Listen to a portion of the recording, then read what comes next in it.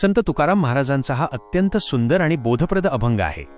या अभंगात त्यांनी सात्विक मुलांचे महत्त्व आणि अशा लोकांच्या संपर्कात राहण्याचे महात्म्य सांगितले आहे. या अभंगाचा मराठी भावार्थ खालीलप्रमाणे आहे. भावार्थ: आपुलिया हिता जो असे जागता, धन्य माता पिता तयाचिया.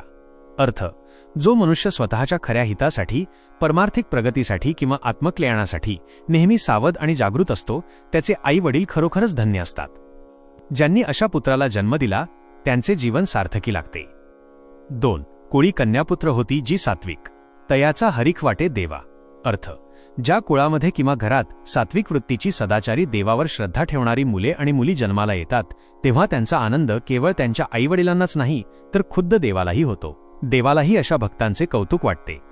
3. गीता भागवत करीती श्रवण. अखंड चिंतन. विठोबाचे अर्थ: अशी सात्विक माणसे आपला वेळ कसा घालवतात, तर ते नेहमी भगवद्गीता आणि भागवत यांसारख्या पवित्र ग्रंथांचे श्रवण करतात. त्यांच्या मुखात आणि मनात अखंडपणे केवळ विठ्ठलाचेच चिंतन आणि नामस्मरण सुरू असते. 4. तुका म्हणे मज घडो त्याची सेवा, तरी माझ्या दैवा पार नाही. अर्थ: शेवटी संत तुकाराम महाराज म्हणतात की अशा पवित्र आणि सात्विक लोकांची सेवा करण्याची संधी जर मला मिळाली तर माझ्या भाग्याला सीमा राहणार नाही, ते माझे परमभाग्यच असेल. थोडक्यात सारांश: ज्या घरात भक्ती आणि नीतीचे पालन करणारी संतती जन्माला येते त्या घराचा उद्धार होतोच, पण त्यामुळे देवालाही संतोष मिळतो. अशा सात्विक लोकांची संगत आणि सेवा मिळणे हे सुद्धा खूप मोठ्या भाग्याचे लक्षण आहे.